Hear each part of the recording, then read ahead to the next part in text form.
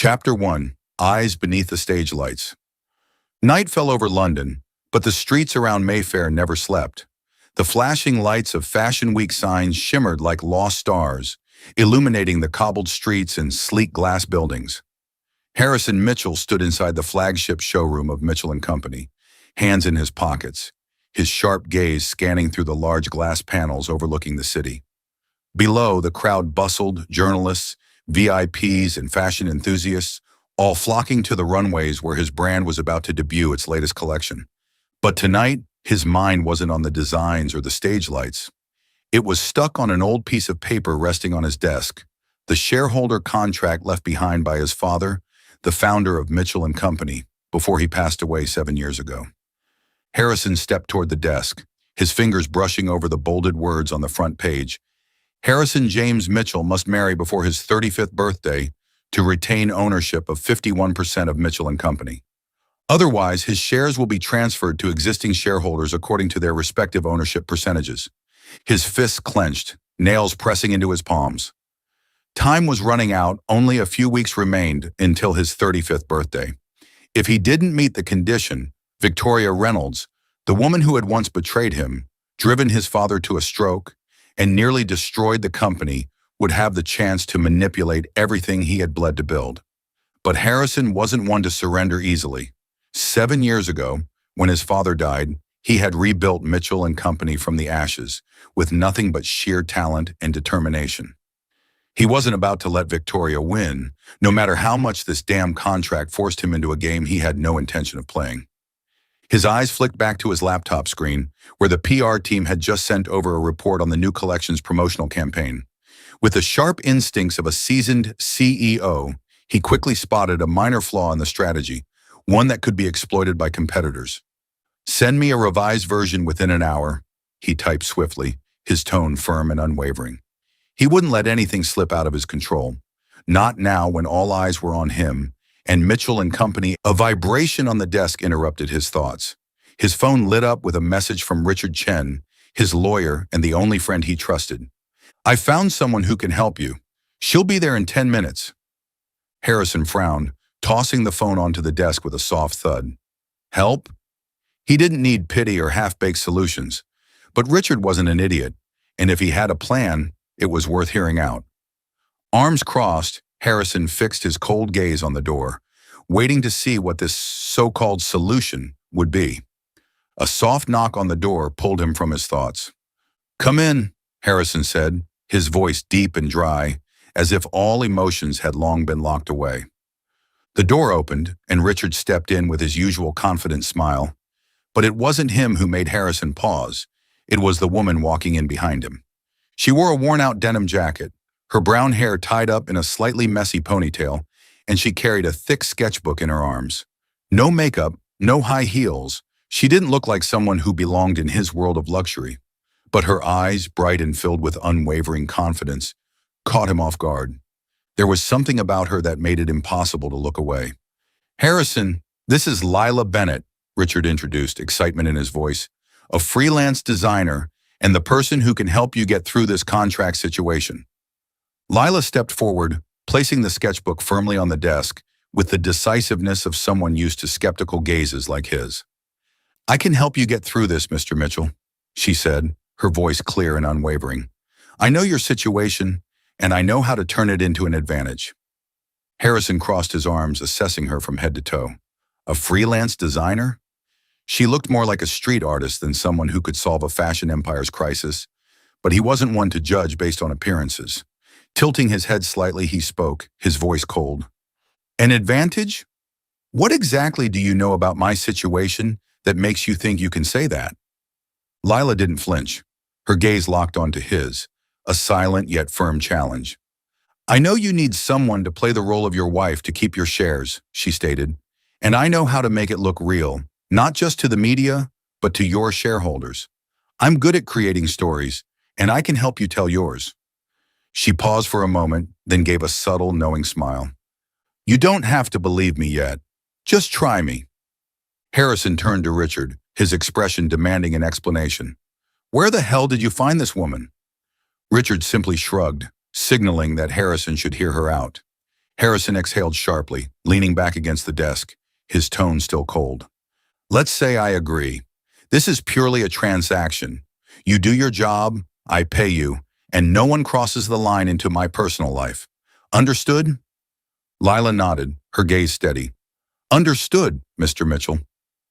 Then why do you want to do this? Harrison asked, his voice dropping lower, laced with curiosity. He wasn't used to people voluntarily stepping into his mess without a clear motive. Did she want money? Fame? Or was there something he hadn't seen yet? Lila was silent for a second before answering. I have my reasons. She didn't elaborate, but for a brief moment, something flickered in her eyes, a shadow of sadness, like an untold story she wasn't ready to share. Harrison frowned, an odd feeling creeping into his chest. She was hiding something, but he didn't have time to dig into it. He needed a solution, and if she could deliver, he'd take it at least for now. All right, he said, his voice dry. Where do you start? Lila gave a small smile, opened her sketchbook, and pulled out her phone. Right now. She swiftly created a fake Instagram account under the name Harrison and Lila and uploaded an old photo of Harrison from last year's Fashion Week, subtly edited to include the faint silhouette of a woman likely her standing next to him. The caption was short but sweet. Love is the greatest inspiration, B and A. She turned the screen toward him. The first step is media coverage. We need them to believe this before the shareholders start asking questions. Harrison raised an eyebrow, looking at the phone screen. The post had already garnered dozens of likes within seconds, and the hashtag number Mitchell Power Couple was starting to spread. You're fast, he admitted, surprised despite himself, but he quickly regained his composure. Don't think this is enough. Fashion media isn't easy to fool, and neither are my shareholders. I know, Lila replied confidently. That's why I've prepared a story. We met at a small exhibition in Manchester. I was an emerging designer, and you were drawn to my ideas. Simple but convincing. I'll send out a press release tomorrow morning. She lowered her gaze to her sketchbook, adjusting a design with swift, precise strokes, as if working under pressure was second nature to her. Harrison studied her, the showroom lights casting soft highlights on her delicate features and those unusually bright eyes. He couldn't deny it, she was talented. With a CEO's sharp instincts, he could see that she wasn't just quick-witted, she was meticulous, a rare trait in the often superficial world of fashion. But what unsettled him was her dedication. She was too invested in this for a temporary contract, and that didn't align with what he had learned over 7 years, experience that taught him no one did anything without a motive. Where did you work before this? He asked suddenly, his voice breaking the silence, laced with suspicion. Lila looked up, hesitating for a split second. I'm freelance, she said simply. Worked with a few small brands, nothing major. Harrison smirked, unconvinced. Freelance, yet you know how to handle media like this? You don't seem like a rookie. He stepped closer, his gaze scrutinizing her as if trying to see through whatever facade she was putting up. Lila gave a small smile but didn't argue. She simply lowered her head and continued adjusting her sketch, leaving Harrison with unanswered questions. He stepped onto the showroom balcony, inhaling the crisp London air. Below, the dazzling lights of Fashion Week continued to shine, but inside him, something unfamiliar stirred. Lila Bennett was nothing like Victorianaut seductive, not flashy, but there was something about her that he couldn't ignore. Was it her confidence, her mystery, or just the fleeting sadness in her eyes when she spoke of her own reasons? Richard joined him on the balcony, clapping a hand on his shoulder. Well, not bad, right? Harrison gave a slight nod, his voice cold. She's useful, but I won't let anyone outmaneuver me. Not even her. Richard chuckled. Relax, I checked her out. She's clean. But if you don't like her, send her away. You're Harrison Mitchell after all. You never lose. Harrison didn't reply, his gaze drifting back toward the showroom, where Lila still sat under the warm glow of the lights, her hand moving swiftly over her sketchpad. She looked up, accidentally catching his gaze through the glass. For a moment, time stood still. Her eyes didn't shy away, didn't challenge, just held a quiet gentleness, as if there was something she wanted to say but couldn't. Harrison turned away, telling himself, She's unlike anyone I've met, but I won't be swayed that easily. Yet deep down, he knew one thing. For the first time in 7 years, someone had made him want to look a little longer. Welcome to Soul Stories. Life can be overwhelming, but here we share heartfelt tales to bring you peace, joy, and inspiration. Your support, every comment, like, and follow means the world to us. It motivates us to create more meaningful and uplifting stories just for you. Did our latest story touch your heart? Leave a "I am happy" in the comments if you agree. Subscribe now and be part of a community that spreads love, kindness, and positivity. Let's make every day a little brighter together. Chapter 2. Late Nights and the Warmth of Hands. London had long fallen into darkness, but the headquarters of Mitchell & Company still shone like a gem in the heart of the city. Harrison Mitchell stood in the middle of the conference room, his sharp gaze sweeping over the design team, who were hunched over desks covered in sketches and fabric samples. A serious flaw had just been discovered in the latest holiday collection. The stitching on the signature coats wasn't strong enough and easily unraveled during testing. To Harrison, this wasn't just a technical issue. It was a stain on his brand's reputation, a weakness that a competitor like Reynolds Lux could exploit on every front. "We don't have time to fix each piece individually," Harrison said, his voice deep and decisive, cutting through the tense silence. "I want the entire batch rechecked within 48 hours. If necessary, bring in extra workers from the Leeds factory. Not a single coat leaves here with that defect. Understood?" The team nodded, no one daring to argue. They knew Harrison wasn't the kind of leader who accepted compromise. She had revived Mitchell & Company from the ashes 7 years ago, with unmatched determination and talent. One hesitant voice spoke up. "But sir, the deadline." "Then make it work," Harrison cut in immediately. "I don't pay you for excuses." He turned back to the table, picking up a sketch, his eyes as sharp as a blade. He wasn't just a CEO, he knew every stitch, every seam, every tiny detail in his designs.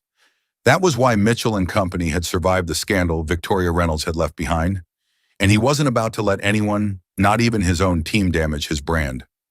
As the designers hurried off to carry out his orders, Harrison sat down, rubbing his temple. Fatigue flickered for a moment, but was quickly suppressed. The next evening, the product launch at the Savoy unfolded in a tense but glamorous atmosphere.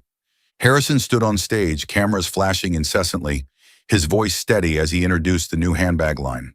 But just as he was about to read his speech, a PR assistant rushed up, whispering urgently, "Sir, the speech was printed incorrectly. The ending is missing." Harrison frowned, but before he could react, Lila Bennett emerged from the wings, holding out a fresh piece of paper. "Use this," she said softly yet firmly. Harrison glanced at it. The speech had been revised. It was shorter, sharper, and the closing line now held a poignant touch. "Every bag tells a story, and we craft ours with heart." He looked at Lila, momentarily surprised. There she stood in her simple denim jacket among a sea of luxury, yet her confidence was undeniable.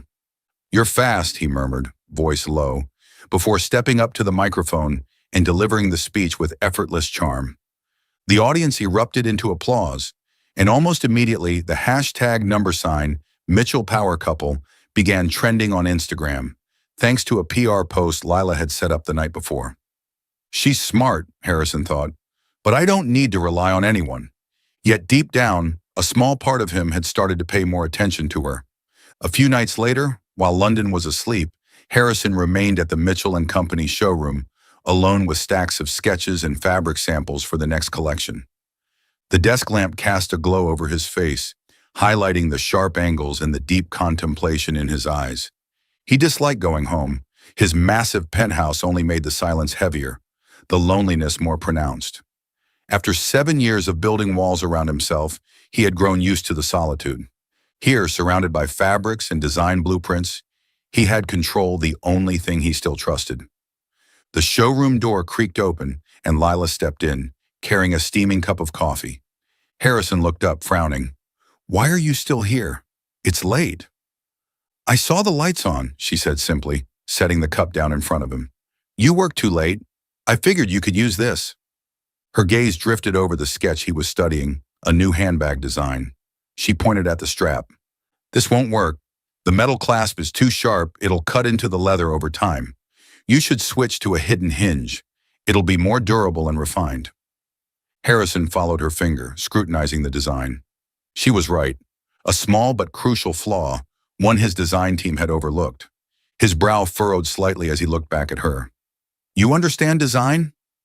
Lila smiled lightly, pulling out a chair across from him, careful to keep just enough distance to not intrude on his space. I taught myself, she said, her voice gentle yet confident. I like experimenting. I also saw this mistake in an old competitor's design. You wouldn't want to repeat their error, would you?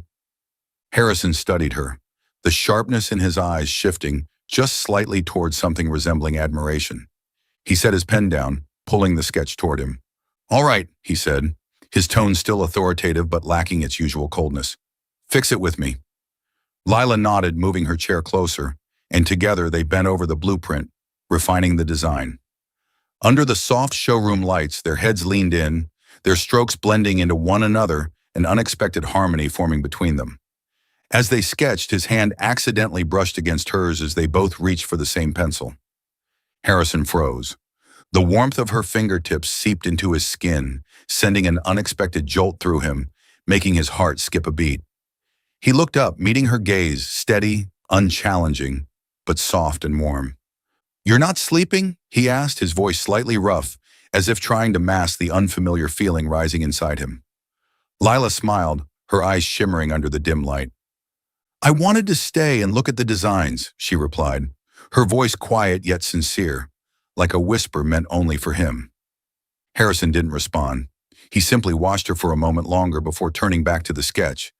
But a rare thing happened. His lips curved ever so slightly. A smile. One so fleeting, he didn't even realize it himself.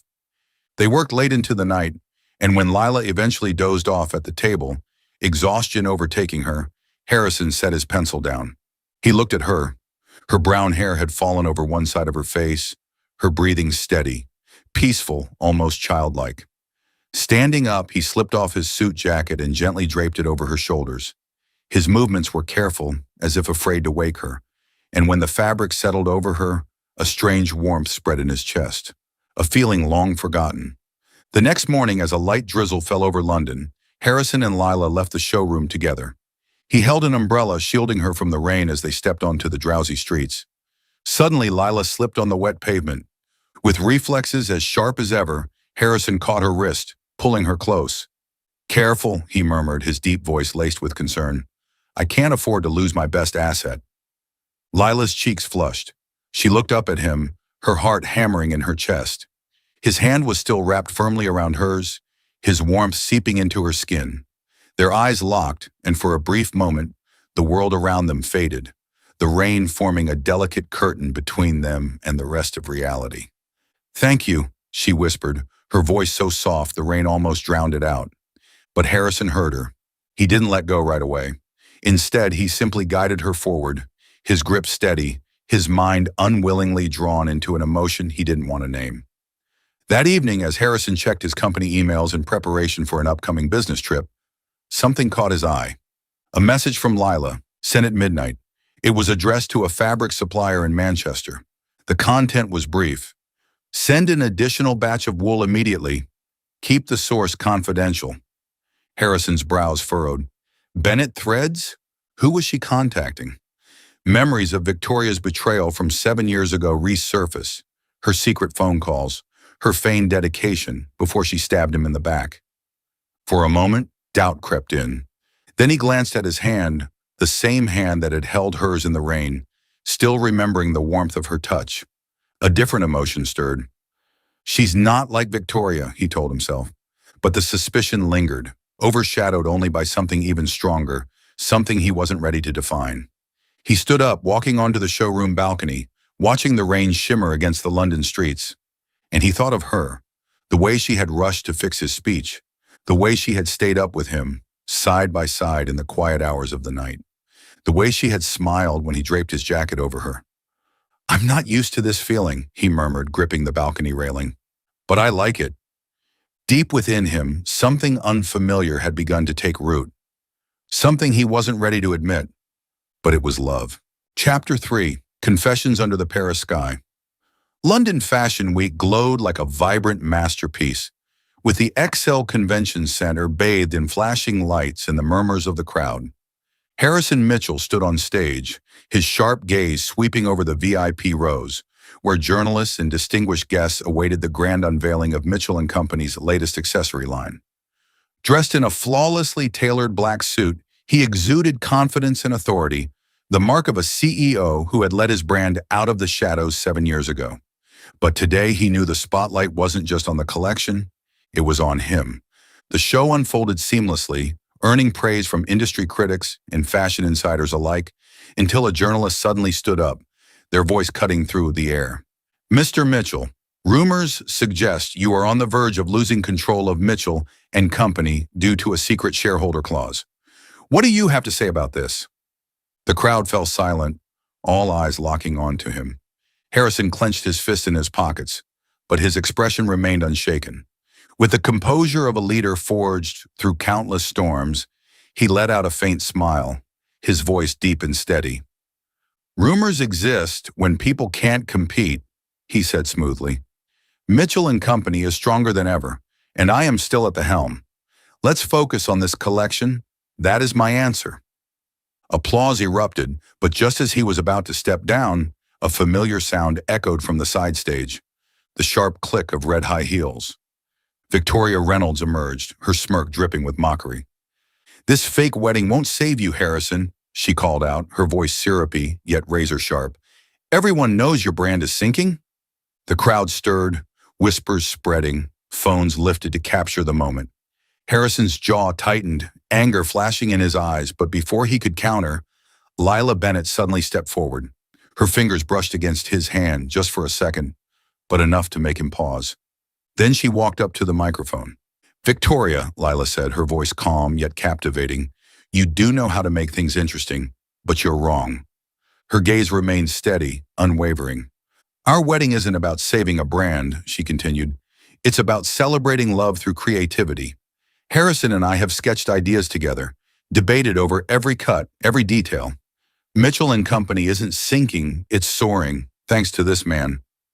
The audience erupted into applause while Victoria's face paled. With a scowl, she turned on her heels and stormed off. Harrison watched Lila, a flicker of surprise mixed with admiration in his gaze. As they stepped off stage, he murmured, "You're quick." "But I could have handled it." Lila smiled, her eyes bright. "I know," she said, "but I wanted to stand by you."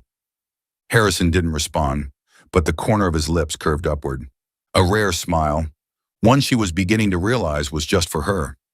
3 days later, Harrison took Lila to Paris on an urgent business trip.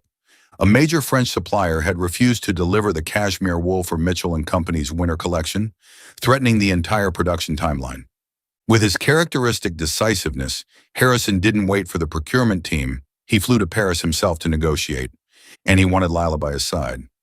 "You understand design," he said on the plane, his deep voice calm yet firm. "I need your eyes." The meeting at a textile factory on the outskirts of Paris was tense, but Harrison's negotiation skills were unmatched. Standing before the factory's director, his tone was cold and unwavering. "If you refuse to deliver, I'll find another supplier, and I'll make sure no one in Europe works with you again," he stated flatly. "But if you meet the deadline, Mitchell & Company will sign a long-term contract, your choice." Overwhelmed by his authority, the supplier quickly agreed. Lila stood beside him, admiration flickering in her eyes as he turned back to her, throwing a self-satisfied glance. "It's done." After the meeting, instead of heading straight back, Harrison led Lila on a walk along the Seine. The evening light bathed Paris in a golden glow, the river shimmering like silk. He stopped at a street vendor, bought a single red rose, and without warning, tucked it into her hair. "It suits you," he murmured, his voice low and warm, his gaze softer than she had ever seen. Lila touched the flower, her cheeks turning pink as she smiled. "You're more romantic than I expected." A light drizzle began to fall. Harrison opened an umbrella, pulling her closer beneath it. They walked in comfortable silence, the raindrops mingling with the steady rhythm of their footsteps, their hearts. He led her into a small cafe by the river, where golden light spilled from the windows, casting a warm glow over the cobblestone streets. Sitting across from each other, they wrapped their hands around steaming cups of coffee, the heat seeping into their fingers. Harrison studied her through the mist of his cup. "When did you first fall in love with fashion?" he asked, his voice deep, curious. Lila smiled, but her eyes drifted into the past, lost in memories. "Since I was little," she began softly, "but I had nothing to pursue it with." Her voice grew quieter. "I grew up with my mother, homeless, penniless, sleeping on park benches in the freezing rain. She collected trash just to earn a few coins, but one day she collapsed from hunger, holding me close, crying, 'I'm sorry, I can't take care of you.'" Lila swallowed, blinking away the sting in her eyes. "I was 15. I wanted to quit school to work, but no one would hire a kid like me. And then someone appeared." Her voice faltered for a second. "He saw my mother collapse near a shop, called an ambulance, and later gave her a job as a sales assistant. Because of him, my mother was able to support me through college. And that's when I fell in love with fashion. It became my way of giving back." She paused, her eyes shimmering, but she didn't reveal the man's identity. Harrison watched her carefully, then spoke, his voice unexpectedly rough. "I once lived for passion too," he admitted, "but I lost it because of someone I trusted." Lila tilted her head, waiting. Harrison took a slow breath, as if unlocking a door he had kept sealed for years. "Victoria," he said at last. "She was everything to me once. I loved her, trusted her. I let her help me develop the spring-summer collection 7 years ago." His hands curled slightly around his cup. "But she stole my designs, sold them to a competitor right before the launch." His voice dropped lower, darker. "My father couldn't handle the shock. He had a stroke after the scandal, and he didn't survive." Harrison stared into his coffee, his expression unreadable. "I lost him, lost my faith in people, and from that moment on, I never let anyone get close again." Silence settled between them. Then Lila reached out, her fingers gently resting on his hand. Warm, steady. "I'm sorry," she whispered, her voice thick with emotion. "But you're not alone." She squeezed his hand, her touch light yet unwavering. "I'm here, and I won't hurt you." They sat together, watching the rain slide down the cafe window, the quiet space between them filled with something unspoken but undeniable. A connection neither of them had expected. That night, back at their hotel in Paris, Harrison was reviewing documents when he overheard Lila's voice through the thin walls. A hushed phone call. "Hide the source," she whispered. "Don't let him find out." Harrison froze. Doubt sliced through him like a blade. Who was she talking to? Victoria? His mind reeled back to the late-night calls Victoria used to make before she betrayed him. But then, he remembered the way Lila's eyes had glowed with honesty when she spoke about her mother. The way she had smiled when he placed the rose in her hair. His fingers brushed over his wrist, as if still feeling the warmth of her touch from earlier that day. She's not like Victoria, he told himself. Yet the suspicion lingered, drowned out only by something even stronger, a feeling he wasn't ready to name. Chapter 4. The Breaking Point of Trust. Early morning in London was shrouded in thick fog, like a curtain hiding secrets on the verge of unraveling. Inside the high-rise office of Mitchell & Company, Harrison Mitchell sat motionless before his laptop screen. His bloodshot eyes, deprived of sleep, fixated on the glaring headline in front of him. His grip on the desk tightened, knuckles turning white. An Instagram post from the official account of Reynolds Lux had surfaced, its words sharp as a blade. "Did Mitchell & Company copy our designs for their new collection? The truth will soon be revealed." Below the caption was a side-by-side comparison, a winter coat from Mitchell & Company's latest collection, placed next to an eerily similar piece from Reynolds Lux. The resemblance was undeniable, as if someone had orchestrated it.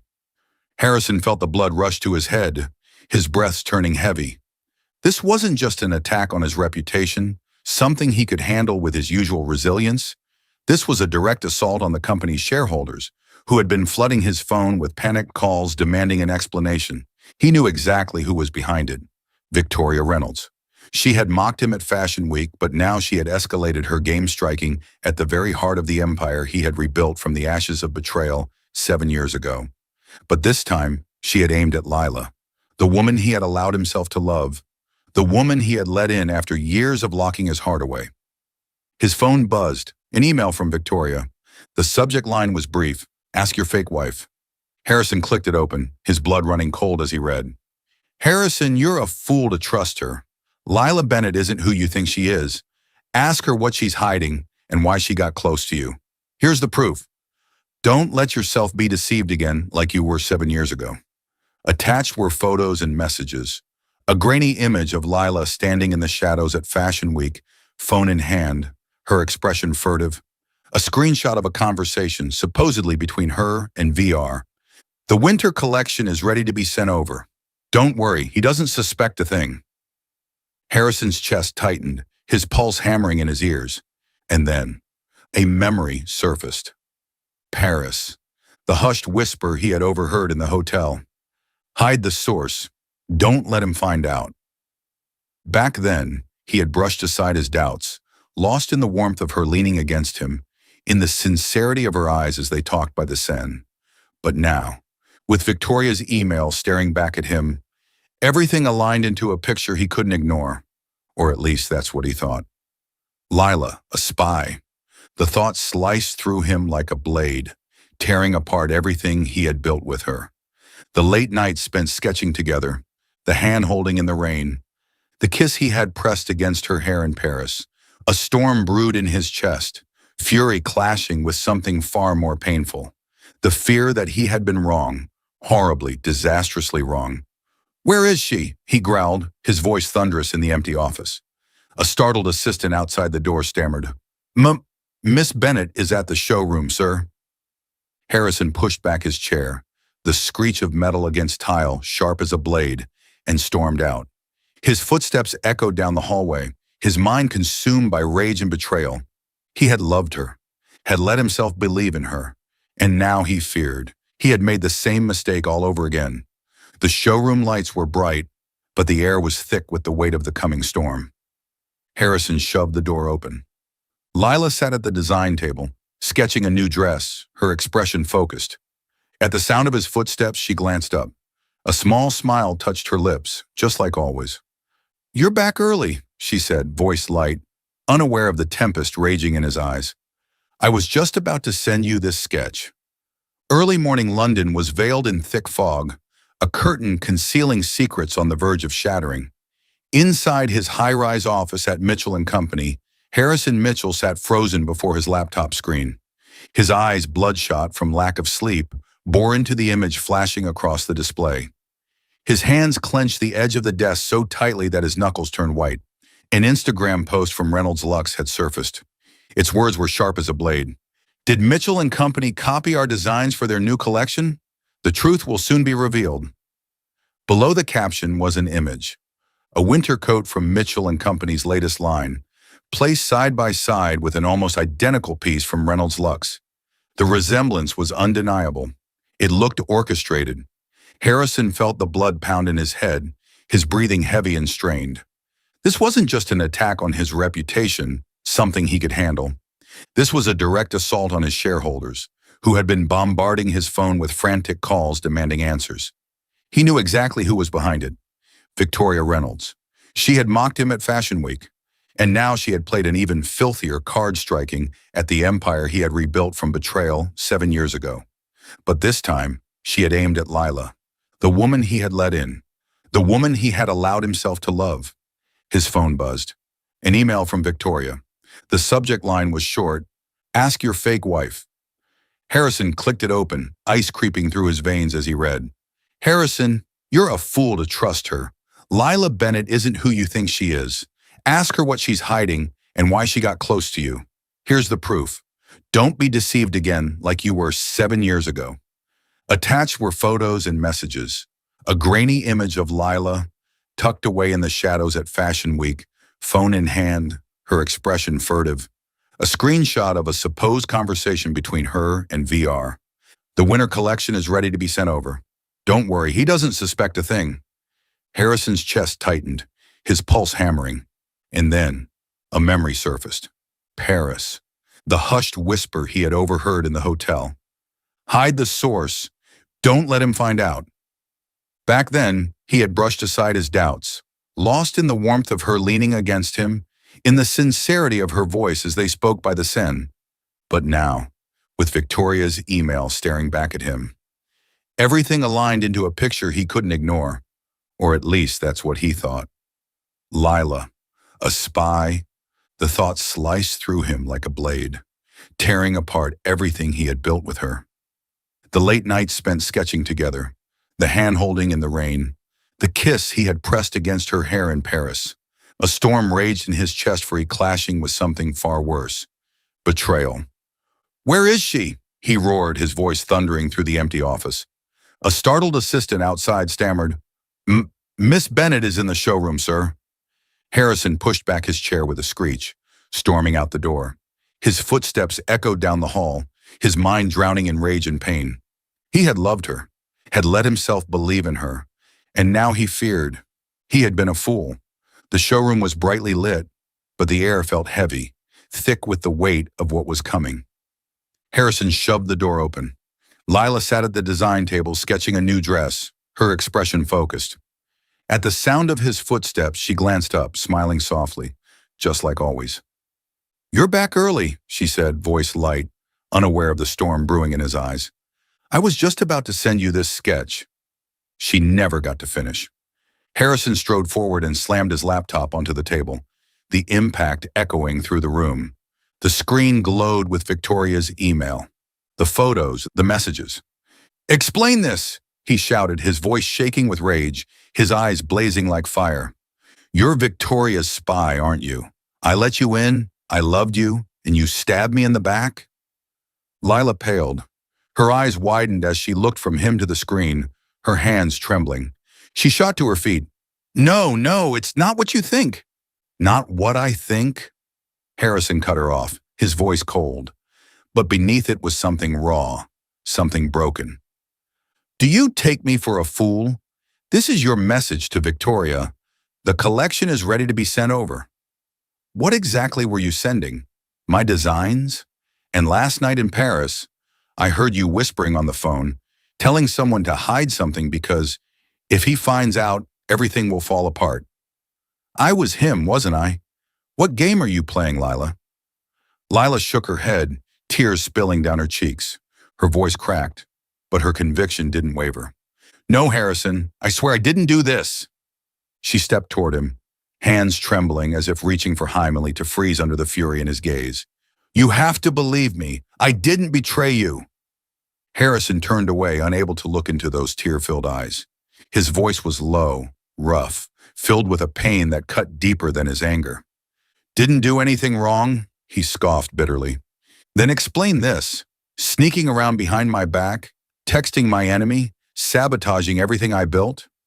I was a fool to trust you, a fool to open my heart to you, a fool to think you were different from Victoria." His hand slammed onto the table. A coffee cup crashed to the floor, shattering like his trust. "You're worse than she was." "Harrison, please listen to me," Lila cried, desperation cracking her voice. For the first time, she called him by his name. "I didn't do this. Those messages aren't mine. I don't know how Victoria got them. And the call in Paris, it wasn't what you think. Please, you have to believe me." Tears streamed down her face, but her eyes held steady, pleading for him to see the truth through his anger. Harrison yanked his hand away from her grasp. "Enough!" he roared. "I don't want to hear another word from you." His chest heaved. "I trusted you. I let you in. And now all I feel is like a damn fool. Get out. Now before I have security, throw you out." He turned away, gripping the table so hard his fingers ached, forcing himself not to look at her, not to see the pain in her eyes, the same eyes that had melted him in Paris. Now they only deepened the ache in his chest. Lila stood motionless, tears dripping onto the marble floor, her shoulders trembling. She said nothing, just turned and walked away, her steps hollow, lifeless. The door clicked shut behind her, leaving Harrison alone in a silence more suffocating than ever before. He collapsed into a chair, his hands gripping his head. For the first time in 7 years, tears burned his eyes. He had loved her, and he had destroyed her. Chapter 5. Confrontation and Burning Love. London was draped in a gray afternoon, thick fog wrapping around its towering buildings. But inside Mitchell and Company's virtual boardroom, the air was scorching with tension. Harrison Mitchell sat before the massive screen, his sharp eyes locked onto the faces of dozens of shareholders on Zoom people who had just weathered the storm of Victoria Reynolds' rumors. He wore a black suit, exuding cold authority, but inside him was a whirlwind of emotions: rage, regret, and a love so intense he could no longer deny it. That morning, after throwing Lila out with cruel words, Richard had uncovered part of the truth. She wasn't a spy. She was the heir of Charles Langston, and she had been silently helping him all along. But Harrison knew that to save his company and to win Lila back, he had to act, not just rely on others, but use his own strength. "Thank you all for joining this emergency meeting," Harrison began, his voice deep, steady, razor sharp. "Recent rumors have caused panic, but today I will set the record straight." He leaned forward. "Victoria Reynolds accused Mitchell and Company of copying Reynolds Lux's designs, but I have proof she was the one who orchestrated this." He shared his screen. A series of internal emails from Reynolds Lux appeared, documents he had retrieved himself that morning, with help from his IT team and the skills he had sharpened while rebuilding his company.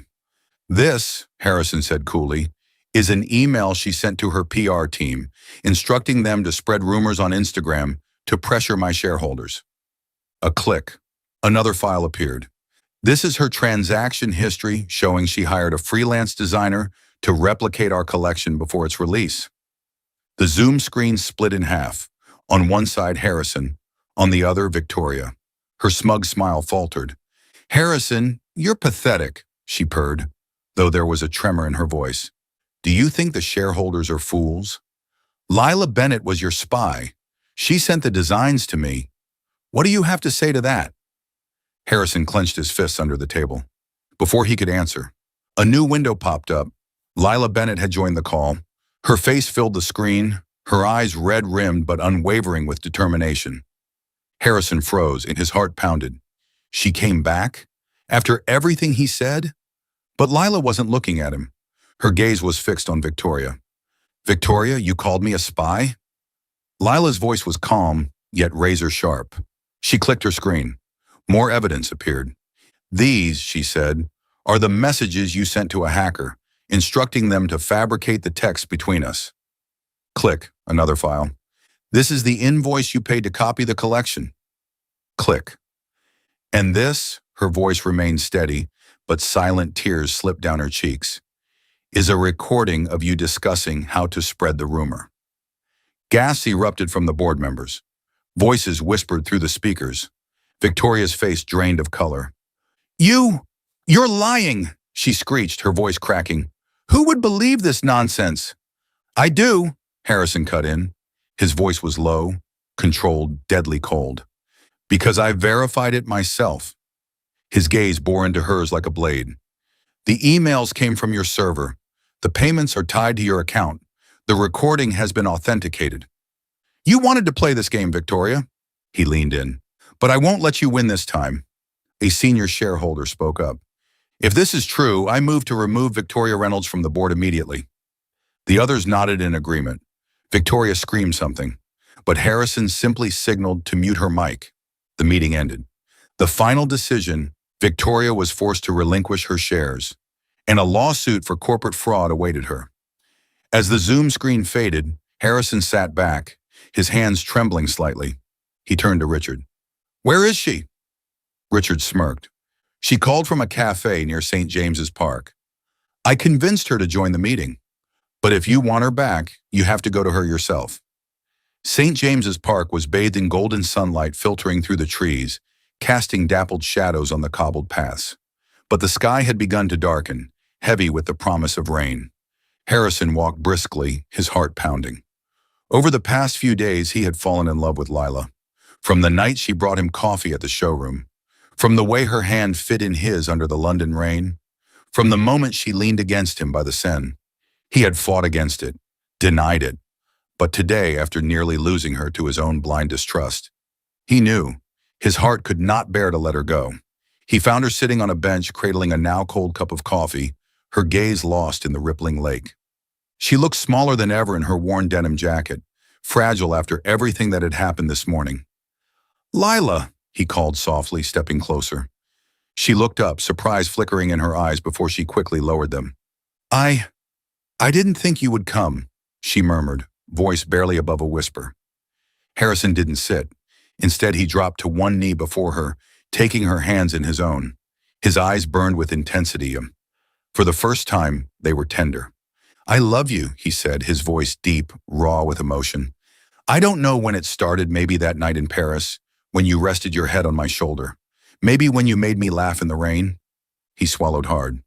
"For so long, I locked myself away, built walls to keep everyone out. After being betrayed, I told myself I would never open my heart again." His grip on her hands tightened. "I was wrong. I was so wrong to doubt you, to hurt you with my words." He took a shaky breath.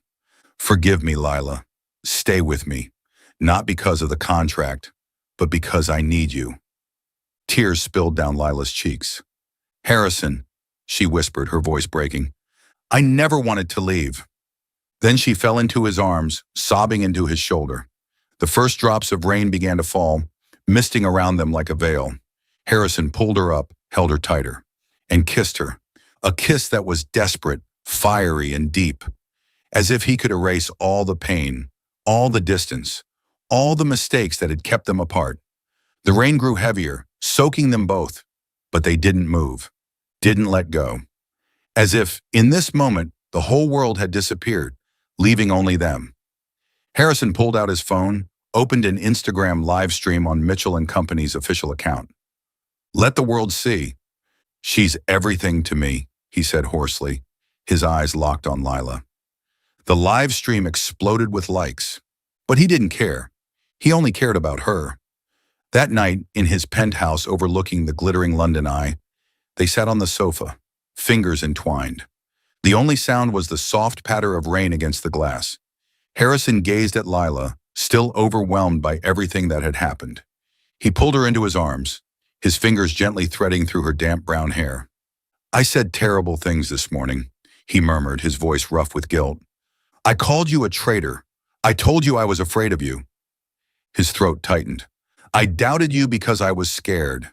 Scared that if I let myself love again, I'd be destroyed, just like when Victoria betrayed me." He exhaled shakily. "I was a fool, Lila. I'm sorry." Lila tilted her face up, resting a warm palm against his cheek. "I don't blame you," she whispered. "I know how much you've been hurt, but I never wanted to be the one to hurt you." She hesitated, then took a deep breath. "I didn't just fight for you because of a contract, Harrison. I wanted to stay by your side. I wanted to heal you." Her eyes softened. "And I never expected to fall for you, but I did. I fell for the way you lead with strength, the way you act so distant, but care so deeply." She paused. Then with a steady voice she said, "I am the illegitimate daughter of Charles Langston, the late fashion mogul. I inherited his fortune and connections. I built Bennett Threads from his legacy." Harrison's brows furrowed, but he remained silent. Lila took a trembling breath. "I turned down a major contract in Milan to stay here." Her fingers curled tighter around his. "Because you are my light, Harrison." Then she reached into her pocket and pulled out an old faded photograph. It was of her mother, Margaret Bennett, wearing a Mitchell & Company employee uniform, her smile weary but radiant. Harrison froze. Lila's voice wavered. 10 years ago, my mother and I were starving in a park. We had been evicted, left homeless, sleeping on benches in the rain. One night, she collapsed from hunger while collecting trash, holding me close, apologizing for not being able to take care of me." Tears shimmered in her eyes. "And then, a man saved us." Her grip on the photo tightened. "He called an ambulance, gave my mother a job at Mitchell & Company." Her breath hitched. "Because of him, I had a future." She looked up, her voice cracking. "That man was you, Harrison." Harrison's heart stopped. His mind reeled back to that rainy night, to the frail woman he had helped, to the small girl who had clutched her mother's hand. His vision blurred. Lila had been that little girl. He had saved her, and now she had saved him. A choked sound escaped his throat as he pulled her into his arms, holding her so tightly it was as if he feared she would vanish. "I didn't know," his voice broke. "I didn't know it was you." His grip on her tightened. "I love you, and I will never, never let you go again." Then he kissed her, fiercely, deeply, pouring into it every ounce of regret, love, and devotion that had been buried for too long. Under the glow of the London skyline, they held on to each other. Her warmth chased away the shadows he had lived with for years. Harrison pulled back just enough to whisper against her lips, "Your mother would be proud you found me." Lila smiled through her tears, resting her forehead against his chest. "She'd be proud I chose you." They sat there watching the London eye turn against the night sky, fingers laced together, hearts no longer afraid. Chapter 6. The Wedding and Forever. A gentle spring afternoon in London, golden sunlight streamed through the trees outside the flagship showroom of Mitchell & Company, illuminating the elegant displays of luxury clothing and accessories. Harrison Mitchell stood at the heart of it all, but today he wasn't dressed in his usual cold, sharp black suit. Instead, he wore a simple white shirt, sleeves rolled up, his eyes burning with a different kind of determination. Before him, Lila Bennett stood quietly, holding a thick stack of sketches for the upcoming fall collection. Her eyes sparkled as they met his. Employees, designers, PR staff, and executives gathered around, buzzing with curiosity and anticipation. Then, Harrison took a step closer, and to Lila's shock, he dropped to one knee. Gasps filled the room as he pulled a small velvet box from his pocket and opened it, revealing a simple yet exquisite sapphire ring that shimmered as brilliantly as her eyes. "Lila," he said, his voice deep, steady, warm, filling the silent room, "you are the one I want to walk through life with. From the night you brought me coffee, from the way your hand fit in mine under the London rain, from the moment you leaned on my shoulder in Paris, you changed me. You brought me back to life after 7 years of closing my heart." He exhaled, his grip tightening around hers. "I won't promise you the world, but I will promise you my world. To love you, to protect you. Will you marry me?" Lila's hands trembled as she covered her mouth, tears glistening in her eyes. But her smile, radiant as the spring sun, said it all. She nodded, her voice breaking. "Yes, yes, Harrison, I will." The room erupted into applause. Some whistled, some wiped away tears. Harrison stood, sliding the ring onto her finger before pulling her into his arms. He kissed her deep and unhurried, before whispering against her ear, "I've waited too long to say this." They decided on a wedding the very next week. Not extravagant, not ostentatious, but simple and intimate, at St. James's Park, the place where Harrison had found her in the rain, begging for her forgiveness. A serene morning beneath lush green trees, Lila walked toward him in a simple white dress, her brown hair cascading down her shoulders, a single red rose tucked behind her ear. Just like that night in Paris, the night he had first opened his heart to her. Harrison waited, dressed in a crisp white shirt and a soft gray vest. His eyes never left her, as if she was his entire world. Mitchell & Company employees stood as witnesses, circling a small wooden table where Richard Chen, officiating the ceremony, read their vows. "Harrison, do you promise to love and protect Lila forever?" Richard asked, grinning mischievously. Harrison squeezed Lila's hands, his voice deep and steady. "I do, with all my heart." Richard turned to Lila. "And you, Lila?" She smiled, eyes shining. "I do, with all my life." They exchanged rings, and as Richard declared, "You may now kiss the bride," Harrison pulled her close and kissed her, deeply, passionately, a kiss that sealed every promise. Cheers and applause erupted around them.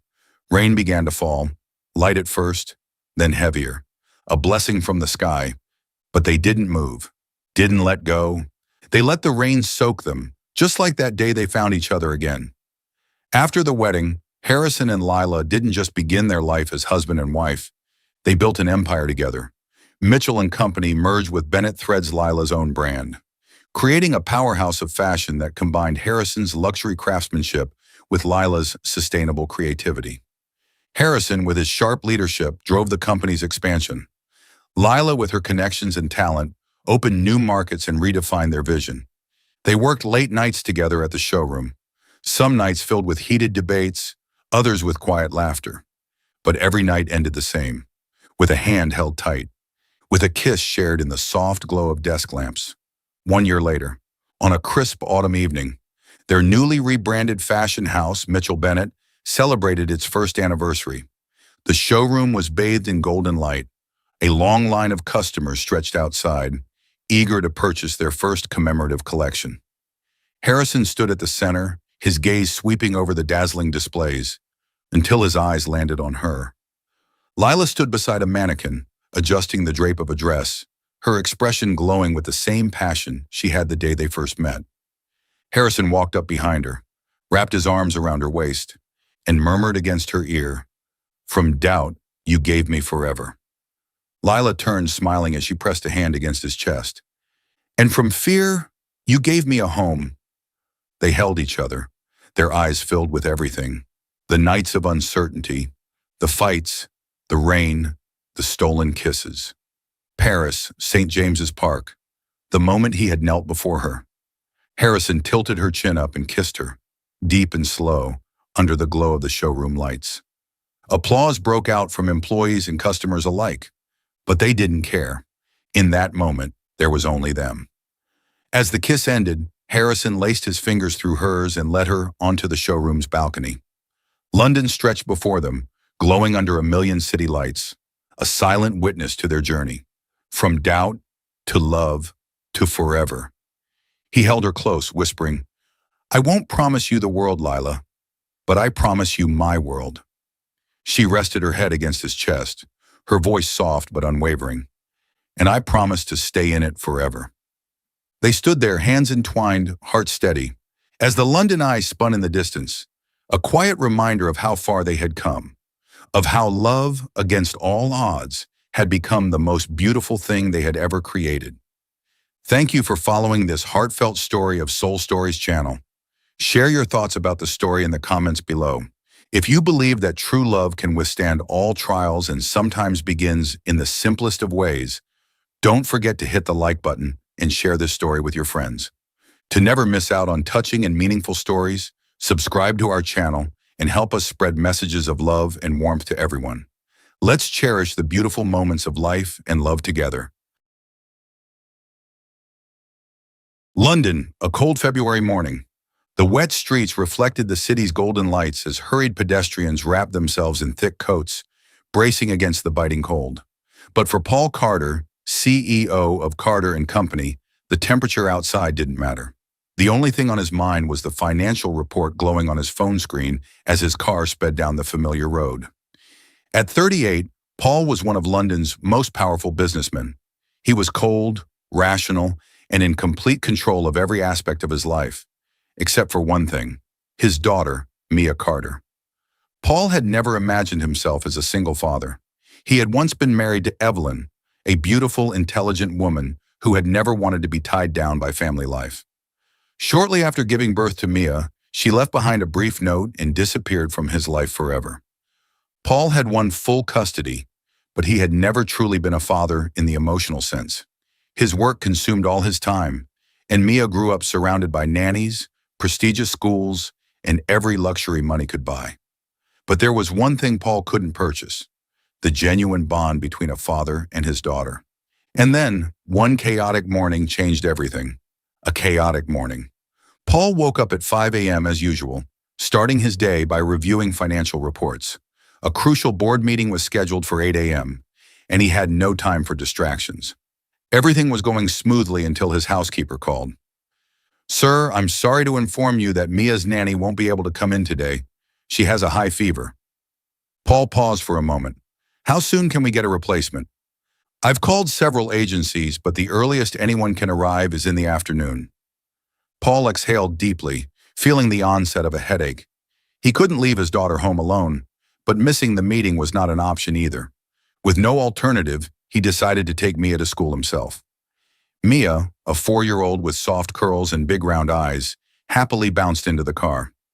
"Daddy, you're really taking me to school today?" "Yes," Paul replied quickly, his eyes still scanning emails on his phone. "Then will you play with me?" Paul sighed, not looking up from his screen.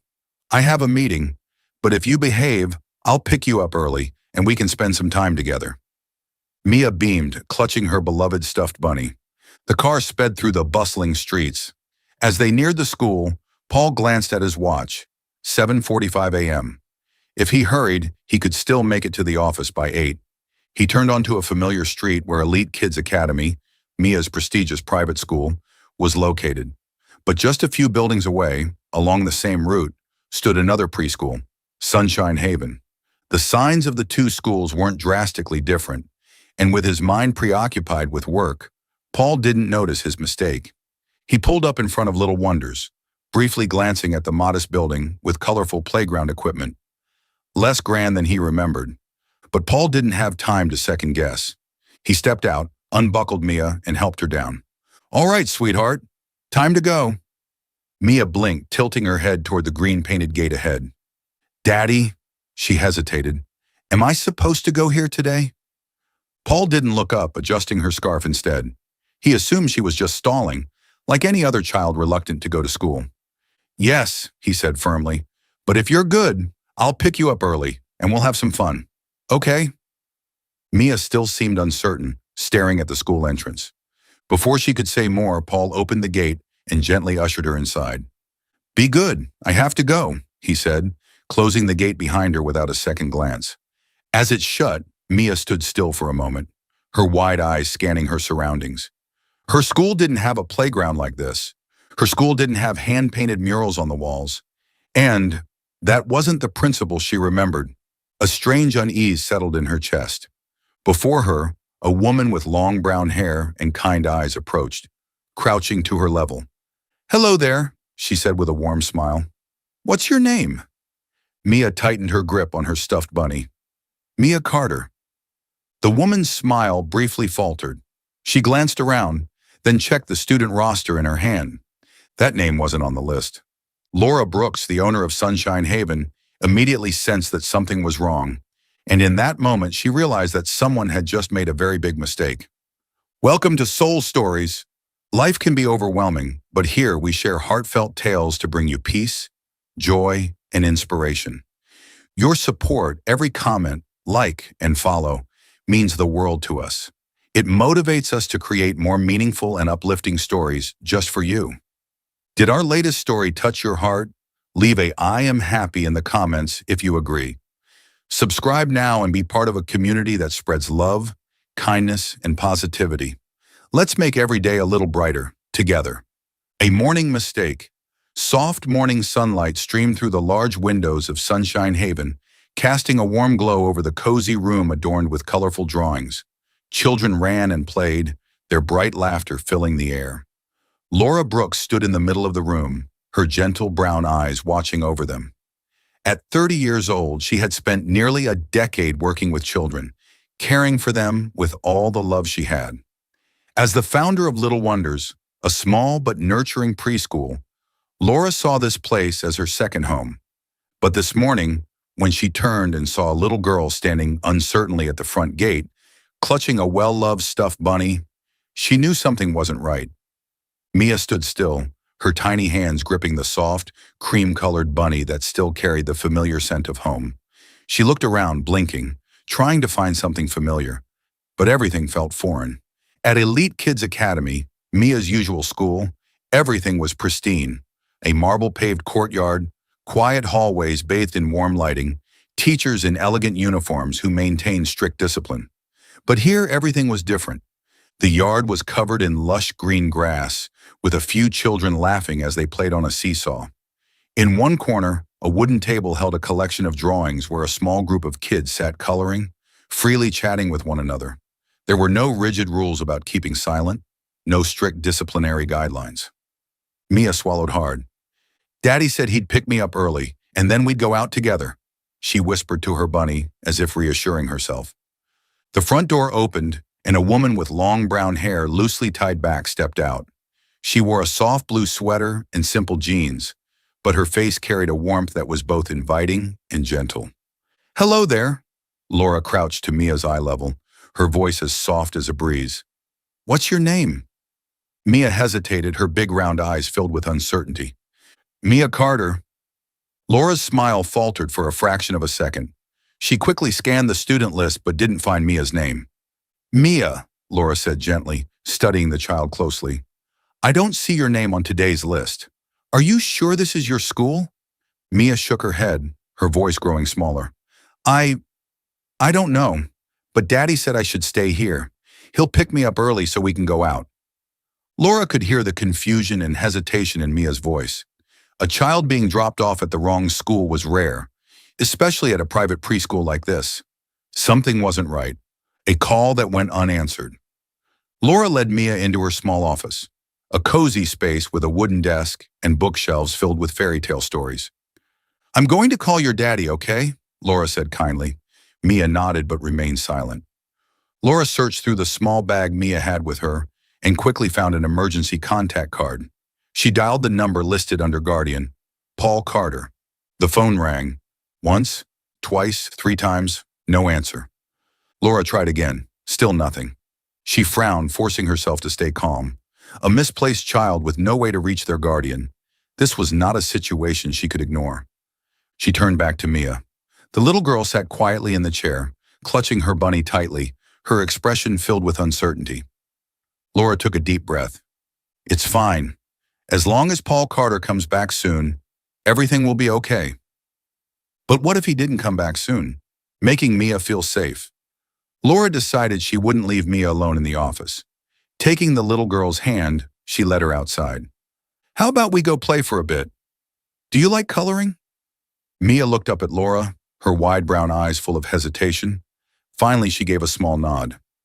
Laura brought her to the outdoor wooden table, where a few children were busy coloring with bright crayons. Mia, what do you like to draw? Mia hesitated for a moment, then set her bunny down on the table and picked up a pink crayon. After a few minutes, she began sketching. Laura sat beside her, watching quietly without interrupting. Little by little, Mia started to relax.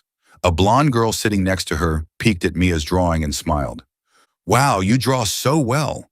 Mia blinked, then gave a small, shy smile. A few minutes later, she wasn't gripping her bunny so tightly anymore.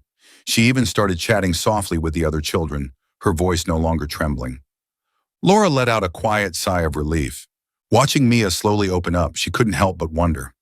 What kind of environment had this child grown up in? A 4-year-old wouldn't end up here by herself. Her guardian had clearly made a mistake. But what intrigued Laura the most was Mia's reaction.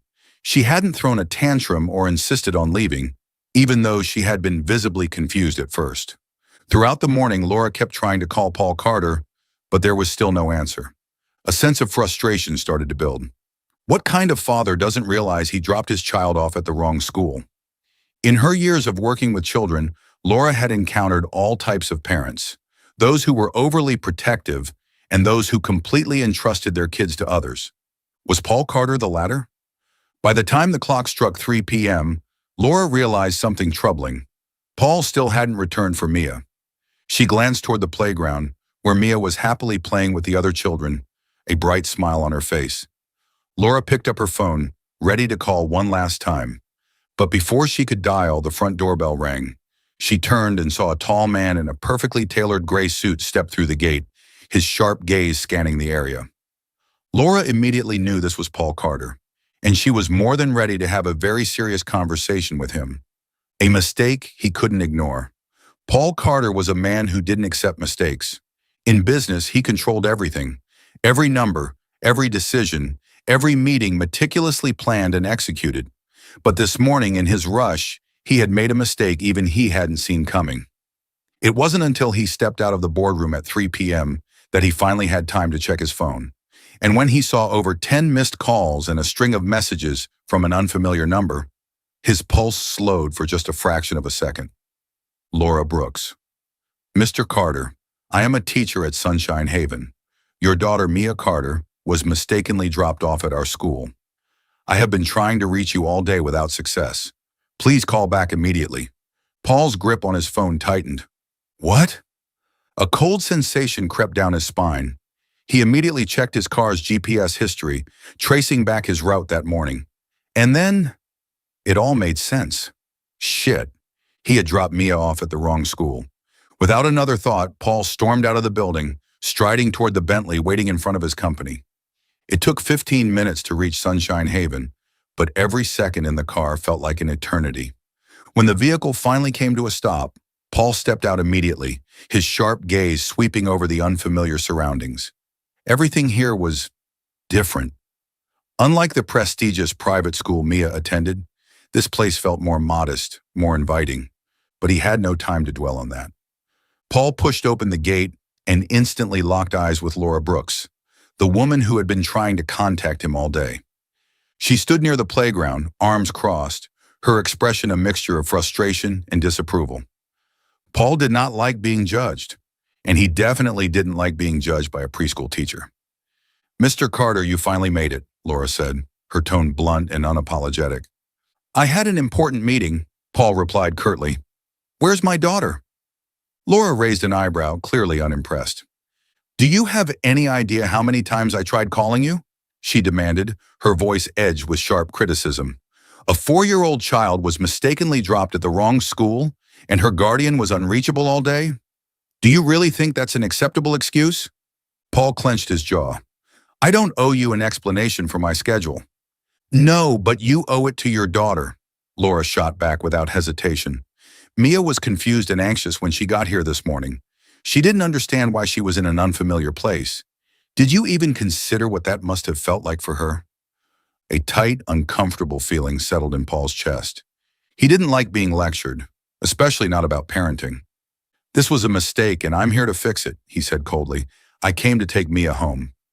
But before Laura could respond, a small voice rang out. "Daddy!" Paul turned sharply, just in time to see Mia running toward him. Paul turned his head, instantly spotting Mia running toward him. She wore a pale blue knitted dress, her soft brown curls slightly messy. But what struck him the most was not her joyful expression. It was the way she clung tightly to Laura's hand as she ran.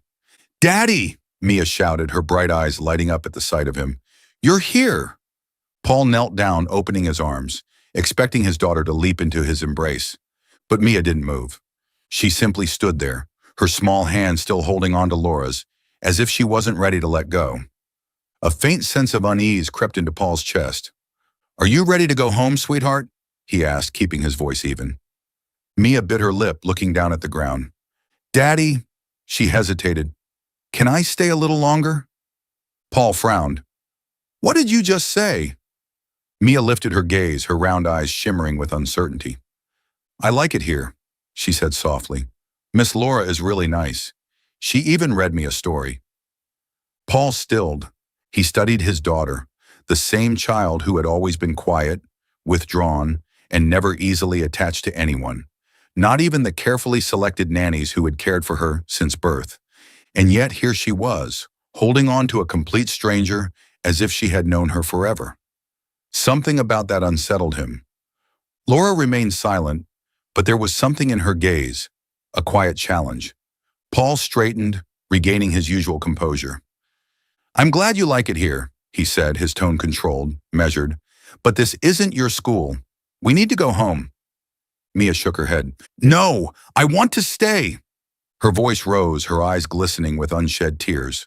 Paul stiffened. "Mia, don't be stubborn." He lowered his voice, trying to stay calm. "I already told you. We're leaving." "But I don't like my school." Mia suddenly burst into tears, gripping Laura's hand even tighter, as if she were afraid Paul would take her away. "It's not fun. Miss Laura is nicer." Paul felt as if someone had just punched him in the gut. The words struck deep, sharp, and unexpected. This teacher had managed to make his daughter love this place so much that she didn't want to leave. His eyes flickered toward Laura, narrowing slightly, but she only shrugged, her expression unreadable. "Mr. Carter," Laura finally spoke, her voice gentle yet firm, "maybe you should listen to what your daughter is trying to tell you. Maybe Mia is saying something you haven't noticed before." Paul did not like those words. He did not like the way Laura seemed to understand something he himself had failed to see. But for the first time, he couldn't ignore it, because Mia had changed in just one day. Paul clenched his fists, a strange, unsettling feeling twisting in his chest. For the first time in his life, Paul Carter didn't know what to do. For the first time, he realized that there was something money and power couldn't control. And for the first time, he faced the possibility that, maybe, just maybe, he didn't know his daughter as well as he thought. And the woman standing before him, Laura Brooks, was the one who had made him realize it. Nothing in Paul Carter's life was ever out of control. For nearly 2 decades, he had built his career from the ground up, meticulously managing every number, every decision, and every person in his orbit. But today, because of one small mistake, he found himself in a situation completely beyond his grasp. And all because of Mia Carter, his daughter, who suddenly didn't want to go back to her prestigious school, Elite Kids Academy. "Daddy, can I go back to Little Wonders tomorrow?" A change he couldn't ignore. On the drive home, Mia sat quietly in the back seat, hugging her stuffed bunny tightly. She had been silent for a long time, but when the car finally stopped in front of their high-rise apartment, she spoke. "Daddy?" Her small voice broke the silence. Paul glanced at her through the rearview mirror. "What is it, sweetheart?" Mia hesitated before whispering, "Can I go back to Little Wonders tomorrow?" Paul frowned. "No, Mia. Your school is Elite Kids Academy, not that place." Mia's lips pressed together, her voice barely above a whisper. "But I like it there more." Paul shut off the engine, turning to face her fully, his sharp gaze locked onto hers. "Mia, you can't just go somewhere because you like it. Elite Kids Academy is the best. You'll make good friends, have great teachers, and get the best education." Mia tightened her hold on her bunny, her big brown eyes shimmering with unshed tears. "But Miss Laura isn't there." Paul stilled. That was not the answer he had expected. He refused at first. That night, Paul sat on his leather sofa, a glass of wine beside him, while his phone buzzed constantly with work emails. Yet he couldn't focus. Mia's words kept playing in his mind. "But Miss Laura isn't there." Paul frowned and opened his laptop, searching for Sunshine Haven. The school was nothing impressive. A small private preschool, primarily serving middle-class and low-income families. No elite curriculum, no prestigious reputation, nothing that made it worth considering for his daughter. And yet, Mia preferred it. How is that even possible? Paul shook his head, shutting the laptop. He wouldn't allow it. Mia deserved the best. But 2 days later, Paul realized something was wrong.